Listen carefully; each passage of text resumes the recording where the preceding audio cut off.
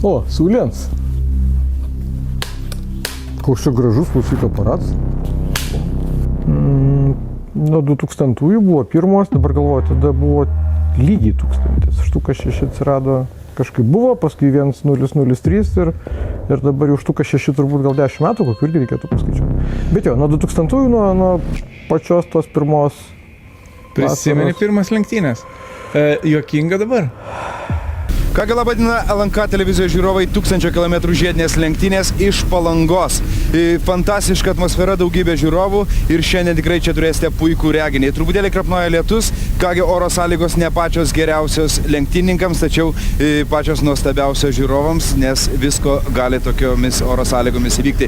Vėl šiuo metu virš mūsų galvų dangoje skraido Rolandas Paksas visų savo komandą ir jis atlieka įvairius akrobatinius triukus. Jūs tai galite matyti savo ekranuose. Nuo mes pradedame transliaciją, kuri šiandien truks labai ilgai. Mes transliuosime iki pat šių lenktynių pabaigos, iki beveik 11 valandos ir kas valandą eisime į eterį ir būsime kartu su jumis. Šiandien aš, Juozas Gaižauskas ir žinių radijo žurnalistas Saulenis Pociūnas komentuosime varžybas, netrukus bus jų startas ir pirmiausiai, žinoma, reikėtų papasakoti apie šių lenktynių taisyklės. Kągi, laba diena, LNK televizijos žiūrovai ir taisyklės yra galėtinai elementarios. 3 km ilgio žiedinė trasa, kurią kiekviena komanda, bent jau visos komandos tenksis tą padaryti, turės įveikti 334 kartus. Po to, kai pirmas ekipažas bus nuvažiavęs lygiai 1000 km, būtent tuos 334 ratus, tada teisėjai mostelės languotą finišo vėliavą ir lenktynės bus baigtos. Kada tai bus 8, 9, pusė 10 ar pusė 11, šiuo metu tikrai yra sunku pasakyti, nes pretendentų yra daug, favoritai yra žinomi, tačiau lenktynės yra lenktynės ir ne vienas sportininkas prieš varžybų startą nesiryžo teigti, kad šiandien aš būsiu pirmas, aš pirmas įveiksiu tą magišką 1000 km. Jau kai žinojau, kad mes kalbėsim, pradėjau galvoti ir tada kažkaip dar porą, trejetą turbūt metų atgal į praeitį, kai lietuviai Brundza Tumalevičius ir Venckūnas ir Budrikis Marius, kuris tai prie vairo, man atrodo, ir nesėdo. Jie vežėsi pulkelį žurnalistų ir mano buvo pirma tokia pažintis su tom ilgų nuotolių lenktynėm. Mes važiavome Nürburgringą, kur lietuviai su Porsche važiavo greitai ir ten dabar neatsimenu, kas nutiko paskutinį pusvalandį, kad Brundza, žinau, kad parsistūmė, jis išvažiavo į paskutinį ratą, o Nürburgringas tas 1000, net 24 valandų būna ilgas ten ratas, 25 km. Ir mes jau laukiam, jau cigel turėtų parvažiuoti ir ten buvo koks 15 absoliutė. Nėra. Ir paskui gal pusvalandis praėjo, parsistuma į tiesiąją Stasys tą raudoną Porsche ir ten visa ta tribūna, kiek dar ten tų gyvūnės, vis tiek vokietukam tai yra šventė, atsistoja, ploja ir kažkaip nuo tada supratau, kad tos ilgų nuotolių tokios, kai 24 valandas važiuoja, yra kažkas tokio. Kągi, netrukus mes turėsime tokį savotišką malonų jubiliejų, bus įveikti 200 ratų ir arčiausiai jų yra 112 numeris, lenktynių lyderis Lietuvos Porsche klubo automobilis, kuris užtikrintai pirmauja ir savo artimiausius konkurentus lenkia bent jau 6 ratais, kitos komandos yra atsilikusios dar daugiau, antroje vietoje Gardėsis Baltpark, trečioje Nukėlis ir į ketvirtąją vietą, kiek netikėtai, užtikrintai lėtai, bet užtikrintai ne taip greitai kaip kiti važiavę Latvijos BMW komandos lenktynininkai, dabar jau yra 4 vietoje, 5 Aurelijaus Simaškos ir jo komandos draugų Stigmos klubo Volkswagen Golf ir 6 Nano Sporto kauniečių klubo Honda Civic automobilis, toks yra lyderių šešetukas. Prieš tai mes kitose transliacijose matėme, kaip lenktynių pradžioje puikiai kovėsi BMW dizelio automobilis, tačiau jam subirėjo sankaba ir jis iš antros vietos nukrito, jau tiesiog pasitraukė iš trasos ir lenktynėse nebedalyvauja. Ir dabar problemos ištiko lyderį. Taigi žiūrime vaizdelį apie Porsche automobilį, kurį ištiko tam tikros problemos. Porsche automobilis sustojo bokse, pasikeitė vairuotojai, tačiau greitai mechanikai pribėgę atidarė kapotą, ilgai krapštėsi prie variklio. Nežinia, kokios tai problemos, po to Porsche ryškiai sumažino tempą. Sunku pasakyti, kokios problemos yra ištikusios Porsche automobilį, kadangi mašina vakar per kvalifikacinės lenktynės važiavusi ratą maždaug per minutę 30, dabar važiuoja gerokai lėčiau, tačiau pranašumas, kurį yra įgijęs Porsche automobilis, yra pakankamai didelis ir matome iš degalinės išvažiuojantį degalų prisipilusi Anukėlio komandos ekipažą, jis dabar užima 3 vietą, o Porsche automobilis, kiek aš atsimenu, į degalinę buvo užtukęs ganėtinai senai, tačiau matyt problema yra ne su degalų tiekimu, nes automobilis važiuojantis tikrai pakankamai greitai jis vis dar yra pirmoje vietoje, nors jo tempas sulėtėjo ir dabar jis važiuoja maždaug 10-15 sekundžių lėčiau nei važiavo ant tos pačios šlapios asfalto dangos. Na ir Porsche automobilį jau nebe tik šiandien kamuoja problemos. Užvakar Porsche taip pat turėjo problemų ir netgi kreipėsi į aviacijos gamyklą, kad atsiųstų specialių klijų, kad suklijuoti galą. Kaip tai buvo? Taip, tai buvo ketvirtadienį vakare per paskutinėsias laisvas treniruotes. Automobilį tuomet vairavo Eugenijus Tumolevičius ir viename iš posūkių ant šlapios asfalto dangos jis tiesiog nesuvaldė automobilio ir Porsche priekinio automobilio dalimi atsitrenkė į betono užtvaras. Aš pats gerokai nustebau, kadangi pasirodo automobilio priekis yra ne metalinis, ne plieninis, o padarytas iš plastiko ir tokio plastiko, tokių klijų čia Palangoje nebuvo. Metalinės automobilio dalis servise pavyko atitampyti ir pastatyti, taip sakant, į vietas, o iš Prienų aviacijos gamyklos iškviesti meistrai visą naktį iš ketvirtadienio į penktadienį klijavo, lipdė po gabalėlį ir Porsche automobilio priekis penktadienį ryte atrodė gal ne taip gerai, tačiau pakankamai gerai, kad automobilis važiuotų greitai. Aš dar puikiai atsimenu, dar promosporto buvo, tuometinio promosporto būstinė buvo Kalvarijų gatvė, Kalvarijų Žalgirio beveik sankryžai. Ir mes šnekėjom, ir man Darius braižė Druskininkų aerodromo, turbūt schemą. Sakė, nu tai va, jeigu čia išasfaltuotų, tai čia žinai, kaip galima būtų. Nu, žodžiu, kad Palanga buvo 2000-aisiais pasirinkta, bet tada turbūt nebuvo vienintelis variantas ir nebuvo projektas, kad mes viską čia statysim jau beveik 30 mečius. Tai va, o tų komandų 18. Nu, realiai vis tiek tų žiedininkų tuo metu Lietuvoje kiek buvo, tai praktiškai visi susibūrė žiedininkai, realistai į ten kas po 2, kas po 3, kas po 4, kas kokią techniką turėjo, nes turbūt niekas nelabai turėjo supratimo, kaip ją reikia paruošti tokiam ilgam išbandymui. Bet vėlgi, jeigu pagalvojus, tai iš 18, man atrodo, 15 finišavo, vadinasi 3, nebepasakysiu kurios ir dėl ko, nu, bet minimaliai, kurios nepabaigė to 1001 metų. 2 ekipažai jau baigė lenktynės. Baigė dėl to, kad sugedo automobiliai. Ir mes dabar pakalbinsime vieną iš šių ekipažo vairuotojų, poną Raimundą. Raimundai, sakykit, jūs ilgą laiką važiavot automobiliu BMW ir buvote tarp lyderių. Sakykit, kas atsitiko? Tiesiog nežodžio prasme užsibaigė sankaba, sudegė iš vis. Praktiškai nieko neliko ir smagaratis net girtas pamėlo visas. Koks jausmas buvo? Nemalonus, kada baigėsi lenktynės, o norėjusi tikrai lyderiavom ir norėjusi tikrai užimti prizinės vietas, tikėjomės to. Transliacijose pasakojame, jog tai yra jūsų nuosavas automobilis, jisai yra serijinės gamybos ir visiškai naujas. Ar jums negaila buvo kūjų taisyti sparnų, žiūrėti, kaip jisai yra remontuojamas? Ne, nebuvo gaila, kadangi buvo nuotaika tokia, kad atvažiavam dalyvauti ir norėjom laimėti ir visas nusteikimas buvo tam. Kai buvo turbūt 25 metų tas toks, vadinkim, jubiliejinė apžvalga to ketvirčio amžiaus, tai ten ir Nomeda tada išlindo, ir Vytaras Radzevičius, turbūt Vytautas Šapranauskas šviesios atminties tai geriausiai atsimenu. Ne tiek komentuodavau, kiek jisai buvo, gal 3 metus, 2, tai tikrai ten toks varžybų vyrmechanikas, geroji dvasia, kuris ten lenktynininkui, kuris ten susiraukusių veidų, va tokią šypseną išspausdavo per sekundę su savo juokeliais. Visai tai komandai. Tomukas tavo puikiai pažįstamas kamermenas, kuris eidavo šalia, ten eini ir lygioje vietoje pradedi juoktis, nes su Šapranausku liūdna negalėdavo būti. Tai tų žmonių, kurie buvo šalia, tai tikrai būdavo labai daug ir, atsakau, per tuos 25 metus ir iš balsų vien už kadro, su ko komentuoji.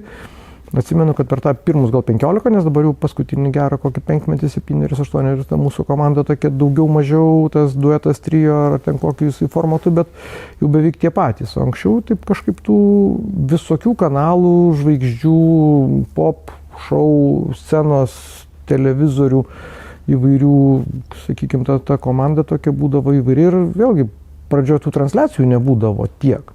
Jos būdavo starto turbūt valanda, tada ten kokią gal kas valandą įsiterpė ir paskui finišo, vėlgi, kurį reikėdavo kažkaip taip išbūrus iš kavos tirščių su programa suderint, kad, sakykime, ten 19:30 arba 20:30 panašiai, kad nepradėtum rodyti filmo tuo metu paskutinį ratą, arba atvirkščiai, ten kažkas užlyja, lenktynės nusitėse, o ten kažkoks tai po žinių, sakykime, programai numatytas valandos trukmės transliacinis reikalas pasibaigia ir tu dar Palangos rodyti nesinori, nes dar per anksti. Paskui ta transliacija pasidarė tokia non-stopinė. Tai per tuos metus ten daug tikrai ir pokyčių, ir visko buvo.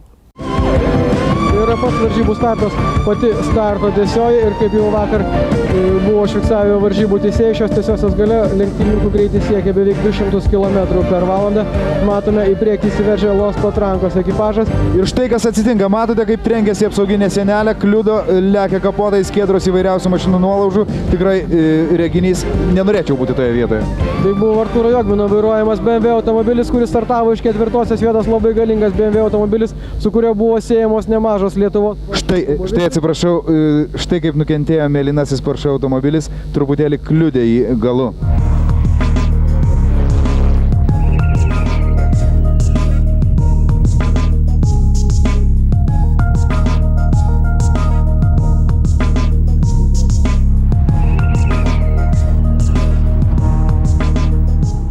Tai turbūt 2008-2009, kai mes turėjom gal 80 mašinų iki krizės, kai jau pasaulis apie krizę kalbėjo, bet Palanga išsipūtė ten, kai darėm išvakarėse kvalifikaciją ir ant tos bombų grupės užlijo lietus ir dalis tų bombų tiesiog pagal kvalifikacijos laikus nepateko į tą 50-uką, jeigu aš gerai atsimenu, tiek leidom į pagrindinės, o apie 30 mašinų buvo pasiūlyta važiuoti 100 ratų, tai yra 300 km su trupučiuku, ar panašiai kažkas tokio. Ir dalis, aišku, tų galingą techniką turinčių komandų tiesiog pasakė, mes čia atvažiavam kopotis dėl pirmų vietų, dabar jūs mums čia siūlot toj, kaip sakyt, Antroj lygai. Jo, tai tie metai, kai buvo mašinų labai daug, toks, ir netikėtumas.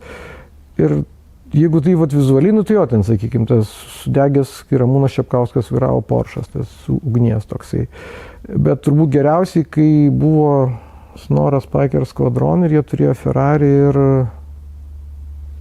Jo, jie turėjo 2 Spikerius ir Ferrari. 2 Spikerius ir žinau, kad tokį, realiai malką tarp turbūt duslintuvo ir pavarų dėžės ir kalą su tokiu dideliu, atsiprašau žodį, kuvaldą, nes, ten metalas į metalą daužosi, o kažkokia. Mašina už milijoną turbūt, nes litai buvo tais laikais.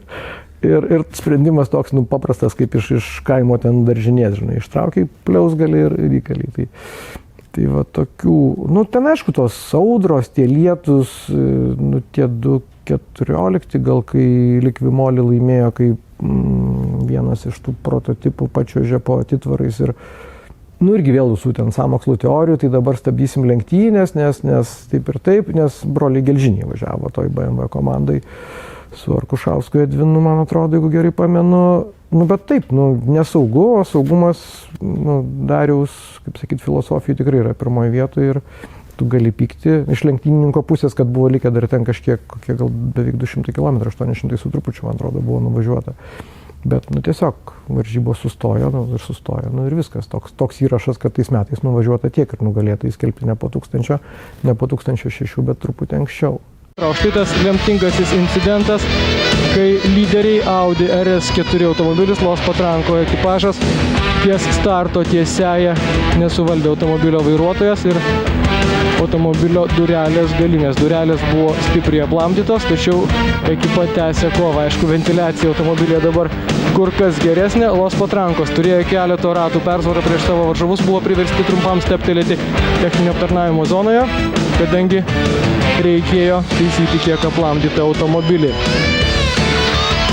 Šis incidentas, ko gero, ir buvo efektingiausias momentas per 2 valandas, kai jūs žiūrėjote Lietuvos televizijų transliacijas. Tai man ką duoda mikrofoną, aš ir kalbu iš principo. Tik kažkuriais metais, kai atėjom ir tada toj palapinė jinai tokia erdvesnė, graži, estetiškesnė, grindys padėtos nebe per purvą. Nes irgi iš tų čia, kaip sakyt, anekdotų, kurie lieka už kadro, vis tiek, toj vipiniai palapiniai būna, VIP žmonės. Vyrai su savo damom, jeigu tu važiuoji į, gerai, 1000 km ralis, kaip visi vadina, bet, merginom vis tiek, kad paskui žmonių žurnale turbūt būna kokių 10 puslapių ir tu matai visus tos gražius veidus, gražias sukneles, elegantiškus ten labutinus ant tokių kablų. Ir jeigu, pavyzdžiui, išvakarėse palyja, tai tave ten atveža beveik iki durų, tu savo tais labutinais eini per tą, realiai per pievą. Ir tie visi kulniukai klimpsta į tą purvelį, tai va tokių būdavo, kaip sakyti, įdomių dalykų. Ir paskui vienais metais ateini ir supranti, kad vipas yra vipas, su realiai ten kilimais patiestais, su normaliom grindim. Irgi, kaip sakyt, matyti pačias lenktynės natūraliai taip paaugo, užaugo, o mūsų, kadangi darbo vieta dažniausiai ten, tai mums ten kas, Jeigu karšta, tai karšta, skersvėjai ten priverstinio nelabai pasidarysi, jeigu lyja, nu, tai tau ant galvos nelyja, nes apsaugotas. O dabar jau turbūt kokius 3 metus tai tas televizinis darbas, tai iš nu, kaip sakyt, vagonėlio, kuris virsta televizijos studija, nu, kaip sakyt, tam savaitgalį. Tai ar taip, esu buvęs olimpiadose, kur tu turi ten, nu, nežinau, 1,5 kvadratinio metro ir mažiuką monitoriuką. Tai čia vis tiek mes turim, nu, žymiai daugiau erdvės ir tų, kaip sakyti, televizorių ir internetą ir visus duomenis, plus vėl, aišku, telefonai. Aš dar irgi galvoju už to, pavyzdžiui, kaip tais 2000-aisiais kokiais, nu, čia kas žiūri vienoj kartą, tai YouTube'as, kuriais 2005-2006 atsirado, ne? Žinai, kai kažkas turbūt nesuprastų, kaip galima buvo gyventi, kaip TikTok'o, ten Instagram'ų, Facebook'ų ir YouTube'ų jokių nebūdavo, bet kažkaip komandos ir su į vėliavas reikėdavo žiūrėti, į signalus, kaip normaliai pirmoji formuliai, nes aš atsimenu kažkada irgi, aš vis tiek čia važiuoja žmonės su normaliais biudžetais, jau ne kaip sakyti, netaupantys, bet kad tu turėtum mobilų ryšį, ne, nu, komandos centriukė ten pas komandos tą vadovą, koordinatorių, ant vienos ausies ausinė ir telefonas, o į šalmą įkištas kitam, nes vėlgi dar tais laikais ten jokių bliutufinių ausinių, turbūt 2001, 2002, 2005 nebūdavo tokių, žinai. Sako, ne, nu tai mes visą laiką nešnekam, nu ryšio tu negali laikyti ten 10 valandų, nes taigi kiek kainuoja, nes, nu, buvo ir taip. Šiandien ir šiais metais Aurum 1006 km lenktynės visas, na, turbūt 9 valandas, gal 10 valandų, tai jau tikrai. Bet tikrai neilgiau.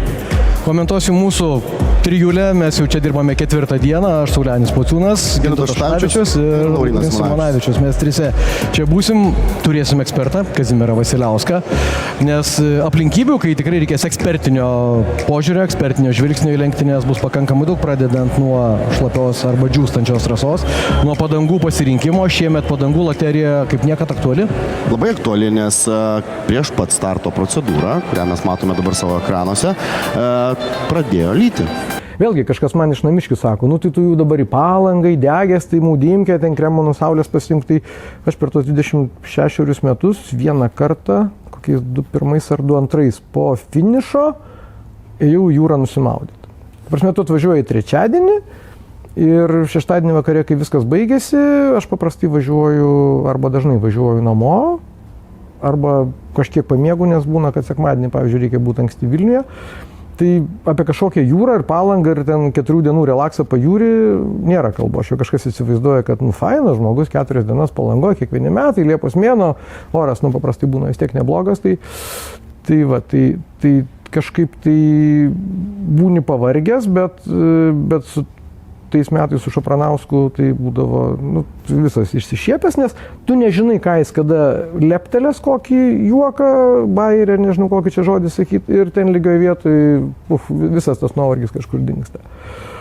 O šiaip tai, jeigu dėl to, su kuo ten sudėtingiausia, tai kad visi šnekus, visi vėl gal kartais mum, ne, kaip televizijos žmonėm, tu matai, kad pas komandą X ten garaže yra, nu, gaisras perkeltinė prasme, ir labai norėtum pasikviesti komandos vadovą, nu, kad jis dabar tau ant karštųjų papasakotų, bet jis, nu, irgi, kaip sakyt, tai būna tokių ir per metus jau kažkas išmoko, kad komandos vadovas, nu, jis privalo, kaip sakyt, nu, tu esi veidas, tave vedėjai ar ten tas kažkas iš kolegų, kas pitliai nedirba, atsiveda, nu, tu privalai atkalbėti, kad ir kaip ten nesmagu, tavo klaida, komandos klaida, nu, buvo beveik laimėtojai ir ups, nepaėjo, bet, nu, kažkaip tai reikia atidirbti tą viešumo kainą.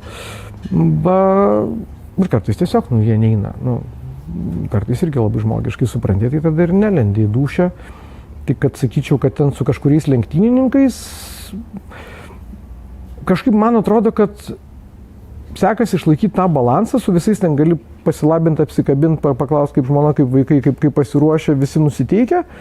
Bet turbūt, jeigu tu jam užduosi nepatogų klausimą, jis supras, kad, nu, mano arba tų televizinių žmonių komandos, nu, toks darbas. Nu, sorry, bet tu turi tą klausimą, turėtum, kaip nori, taip jau užsisuk, turėtum atsakyti.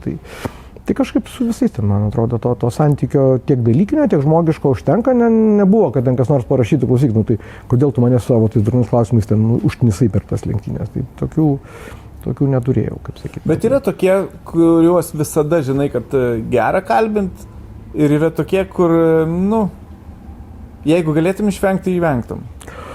Nu vėl, kadangi tie veidai yra iš, nu, autosporto visų kitų rungčių, kuriuos aš ten irgi laiks nuo laiko kažkaip tai ten pabūnu, tai jau žinai, su kuris sklandžiai šneka, kuris net ir blogoj situacijai pakalbės, geroj situacijai ten, kaip sakyti, iš viso dėk prie žaizdos, visom ten geriausiom emocijom apsipils.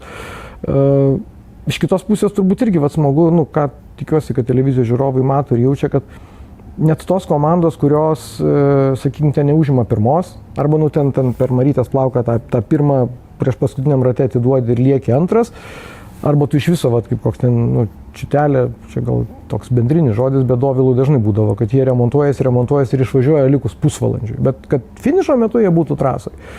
Tai nesvarbu, kad jie ten užėmė 14 iš 14 komandų. Klasės, pavyzdžiui, nes yragi buvę visai.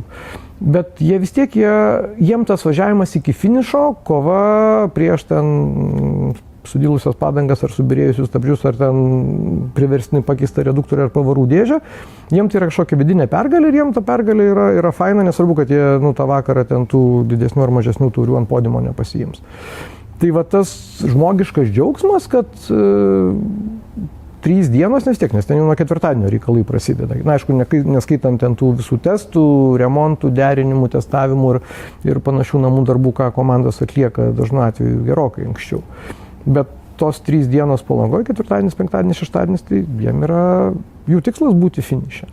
O ten, kuri vieta, tai, kaip sakyt, finišas yra gerai, tu tada gali ten to nealkoholinio, burbulinio kažkokio tai reikalą gerti ir manau, kad ten jau vyrukai ir paskui jau pelnytai pailsi.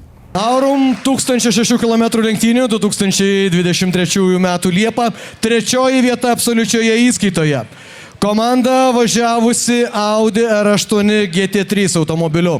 Komanda, kurioje vairavo Simas Juodviršis, Justas Jonušis, Arūnas Gečauskas, Vytenis Gulbinas, Circle K Miles Plus Racing Team antroji ekipa ir šios komandos strategas Andrius Gelžinis. Lenktynių senbuviai puikiai žino, kad paprastai komanda po apdovanojimo pasidalina savo firminėmis kepuraitėmis. Nepaisant to, kad būna ir tos knygutės kasmet, bet savo ten kažkokius atsispausdinu kažką, kad nesusipainiočiau, nes jau ten ar 27, ar 28, ar 11, ar 12, ar 22, ar 21 laimėjo, nelaimėjo, vis tiek ta informacija va čia jau truputį tose lentynėlėse kartais pasimeta. Tai vis tiek važiuoji kaip į darbą, nesinori nusišnekėti. Antra vertus, vis tiek toj komentatorių komandai turbūt mano tas žinių bagažas yra didžiausias ir aš galų gale aš atsimenu, kai buvo ten, gal kažkam ir neįdomu, mes kalbėsime apie 26 metų lenktynės ir kas buvo ten 20 metų atgal, ten ar 21, ar 22, ar 23. Buvo istorija, bet ten dabar kokio ten Pyragiaus, Kudlos, Venskūno pavardžių ar kokio Simunčio, tie, kas atsimena, tie atsimena, bet ta karta, kuri gyvena ten 10 metų atgal tuo režimu ar 5 metų kažkokį tai tą laiką žino, kuriem dabar ten po 20 ar 25 ar kad ir daugiau, tai jiem ten ta 2000 istorija, okei, 26, 27, 28 bus lenktynės, bet jie žiūri, kas yra šiandien. Tai tie ekskursai kartais į praeitį, ten pamatai kokį žmogų ir galvoju, čiagi tas laimėtojas. Bet ar dabar, šiandien pasodinus šią tą laimėtoją iš 2002, 2003 ar 2005 metų, vertybė taip, tai yra istorinė asmenybė, kuri laimėjo Palangoje, nes vis tiek, Palangos lenktynės jos visą laiką buvo toks, aš suprantu, gerai, tą patį Ramūną Čepkauską su Vidu Čebatavičium, tai Ramūnas sportininkas, Vidas verslo žmogus, tai tau nepaėjo 1, 2, 3, 4, aš nežinau, jie ten iš turbūt 5 karto, su ta Akvilė laimėjo.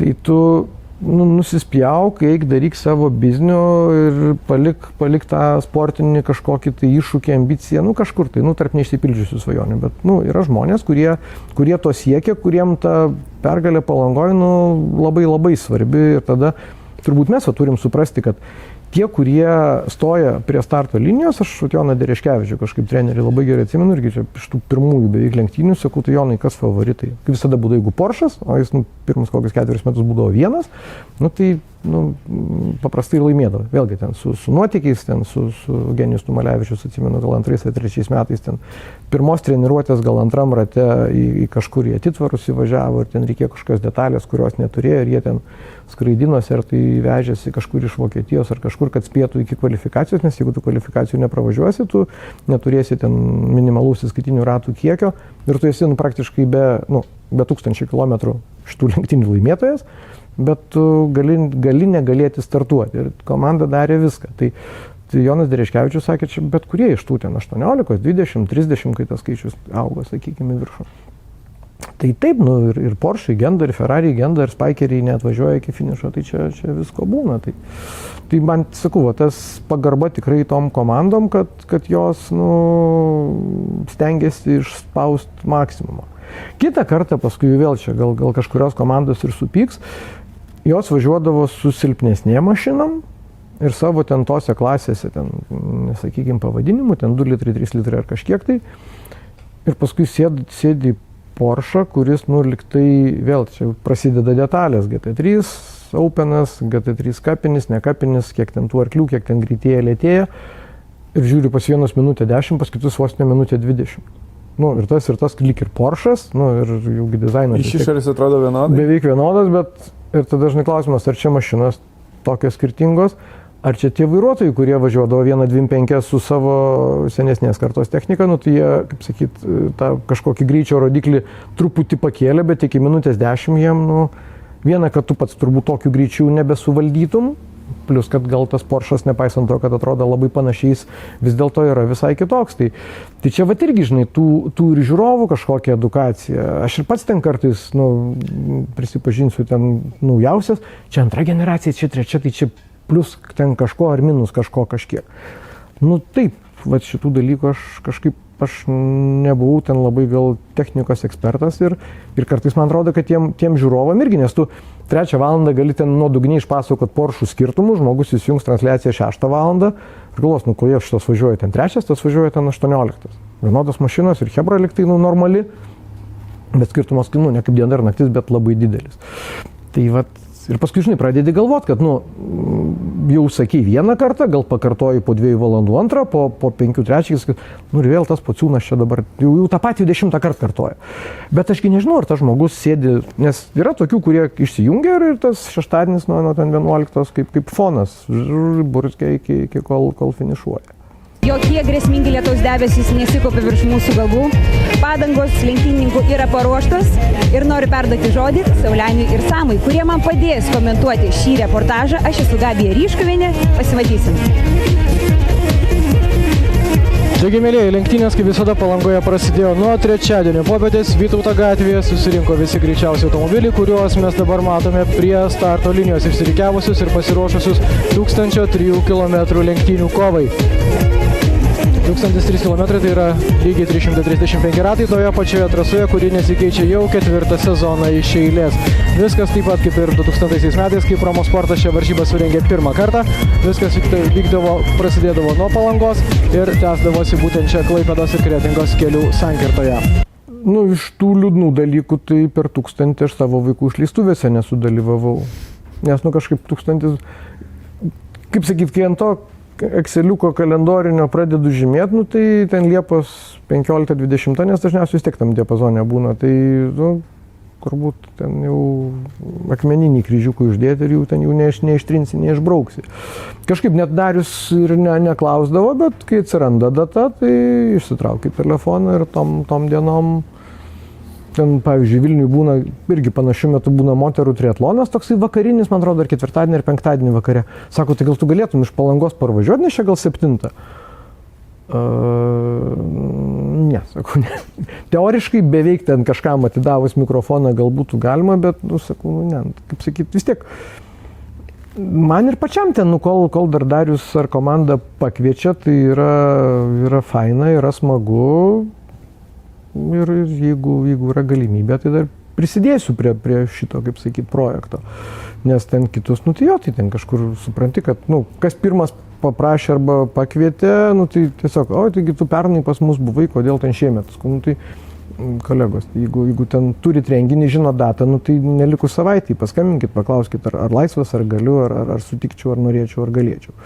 Tai su Palanga kažkaip yra taip, kad, nu, kai atsiranda ta data, tai aš taip jau, nu, pasižymiu ir gal netgi ir kiti, ten, sakykime, alternatyvių varžybų ar kažkokių renginių organizatoriai, nu, irgi jau, gal plus vis tiek tas ratas čia pakankamai uždaras, aš geninu ten komentuoti, nežinau, kokių ten Lietuvos bitininkų sąjungos kažkokių bičių surinkimo varžybų, kad žinai, kad tuo metu žino, kad vis tiek aš dažniausiai būnu Palangoj, va, tas dienas. Mes su Saulianiu kartu su jumis padėsime šiandien pradėti oficialiai 22-asias Aurum 1006 km lenktynės. Ko gero mes trumpam pamiršim pandemiją ir pamiršim, kad pernai dėl tos negandos užklupusios visą pasaulį čia tos linksmosios lenktynių dalies nebuvo. Buvo dalyvių paradas, bet tik tai tiek. O dabar pasitikite šių metų Aurum 1006 km lenktynių dalyvius, nes jie visi atvažiuoja čia į Vytauto gatvę tam, kad susirikiuotų prieš Dynamit Super Sprinto lenktynės, kurios bus po gerų poros valandų. 41 komanda šiandien čia šalia jūsų. Skubėkite, kai išsirikiuos visos mūsų komandos, eiti arčiau, fotografuotis, bendrauti su dalyviais ir tiesiog pasidžiaugti mūsų legendiniam jau lenktynėm ir visais čia esančiais dalyviais, kurie pristato pačius greičiausius automobilius.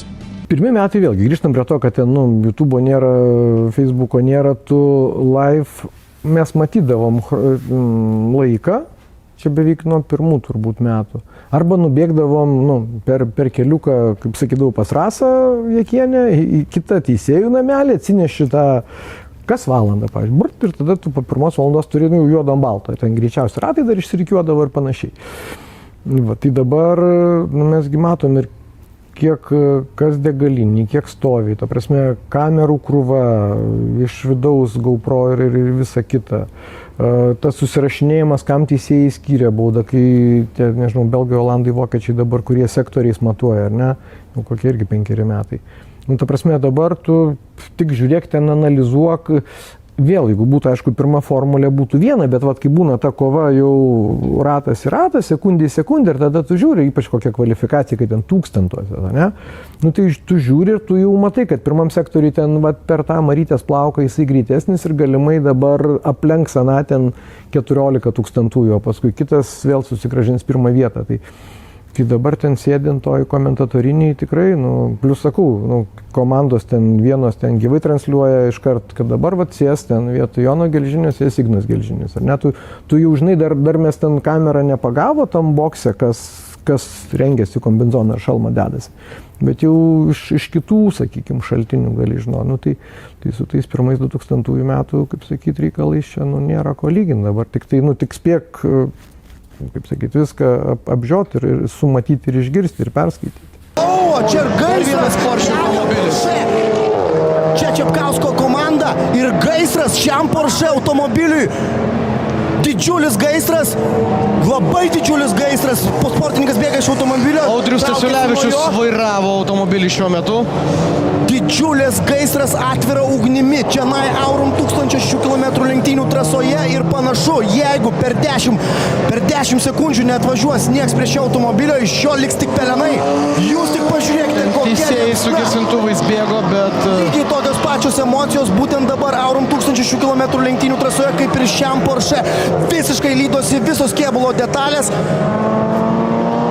Didelė netektis, labai didelė netektis. Kaip dega greitai šis Porsche. Ir buvo jie 4. vietoje. Gaisrinė atvažiuoja čia, bet jau tikrai bus praėję per daug laiko. Na, viskas, kas ten gali sudegti ir automobilio galinėje dalyje. Dabar galvoju, kokie 2.6, 7, 8, aš 2.4 po olimpiados Atėnų, niekad aš nedirbau oficialiai, aš buvau laisvas menininkas, sporto žurnalistas LRT, o transliavo kažkuris kitas kanalas, ar LNK, ar TV3 nepasakyti. Nu, žodžiu, konkuruojantį firmą. Tai realiai, mano ten tik tai balsas, aš kokį kadrą nelyzdavau, mūsų nieks nerodydavo, aš ten kažkiek tų transliacijų, bet, nu, buvo vis tiek, kaip sakyti, etika ir panašiai. Šapranauskas, man atrodo, buvo Vytautas mano dar tas, kaip sakyti, asistentas, partneris tais laikais. Tai jis kiekvieną kartą pristatydavo, kad ir dabar iš būdelės komentuoja ten mechanikas Petras, o dabar ten gaisrininkas Jurgis. Ir garsistas vis ten mano balsą keisdavo, kad, nu, turbūt tas, kas, nu, klauso, vis tiek technologijas leisdavo, iš tembro turbūt pokyčių, nu, gal pagal stilių, pagal ten manierą kalbėjimo galima atrinkti, kad čia, nu, Pociūnas kalba. Bet iš principo Vytautas ten privesdavo ir ačiū Jurgiui, ten ačiū Zbignevai, tada pasako Zbignevas, aš ten kažkokį tokį lenkiškos trupučiuką tarmės įnešu.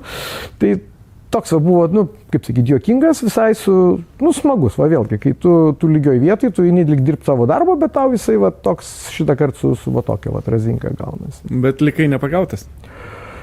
Gal ant kilimėlio kažkur ėjau, bet kadangi paskui dar turbūt 10 metų panoramai sportą skaitydavo, tai neišmetė iš LRT. Tai toks buvo, sakykime. Ir dabar perduodu žodį savo kolegui, didesniam autosporto ekspertui, nu, tarkim, Stanislavui. Stanislavai, girdi mane, pradėjo komentuoti. Ačiū Jums, ponas Artūrai, labai. Dėkuoju. Labą dieną, gerbiami žiūrovai, ekspertas Stanislavas dabar pasakos Jums apie lenktynės Palangoje. Taigi tradiciškai jau 6 metus čia susirinko šiemet rekordinis būrys sportininkų 36 ekipažai ir tradiciškai 10 žavių Horn Grand Prix merginų, tačiau apie merginas, aišku, truputėlį vėliau, nors be jų toks renginys irgi nėra įsivaizduojamas. Ir to po centro TV3 ekipažas, kuriame manau, kad netrukus DJ Momo nuspręs prie vairo pasodinti Violetą Riubiškytę, kuri vakar rodė fantastiškus laikus, minutė 46 sekundės buvo jos vidutinis ratų įveikimo laikas ir jeigu mes skaičiuotume moterų grupę, tai Violetos rezultatas būtų tikrai vienas iš geresnių. O dabar štai tas jau minėtas Baltijos sporto komandos incidentas, naujutėlis Volkswagen Golf GTI, deja, traukėsi iš kovos ir ši komanda, kuri turėjo pagrįstų ambicijų, startavo iš 11 vietos, tikrai galėjo būti labai aukštai, deja, baigė savo pasirodymą. Na ir kągi, DJ Momo, žodis tau. Taip, ačiū Rūteniui Vaclavui už informaciją. Kągi, mėlėjai, pietų metas, atsipūskit nuo manęs, aš atsipūsiu nuo jūsų, einu gerti Horno su jogurtu. Kitas mūsų tiesioginis Horn Grand Prix 1303 kilometrų žiedinių lenktynių įsijungimas bus 14 val. 20 minučių. O te. Kiek dar norėtum komentuoti 1000? Nu, pažiūrėsim. Jeigu gauni carte blanche, kol nusibos, iki kelių metų komentuotum. Na, šiemet mes kovo mėnesį buvom Australijoje ir Melburne Albert Parke nuėjom ketvirtadienį, kai dar pirmų formulių ten praktiškai ir nebuvo. Ir vėl, nežinau, kiek jie į teliką, kiek jie renginio komentatorių komanda, nu tai pažiūrėjus mano žilus plaukus, aš ten prie jų visai normaliai derėčiau. Žinant, kad dabar mes kaip ir 2 kartos skirtingos komentuojam, aš ir, sakykime, taip jaunesni mano kolegos, tai, nu, jeigu dar, kaip sakyt, jeigu Dariui dar entuzijazmo bus daryti ir sakys, kad, nu, dar mums šitų, kaip sakyt, anos kartos, vyresnės kartos žmonių ork komandui reikia, tai aš ne prieš. Man smagu, man faina, man tas renginys, kuris, nu,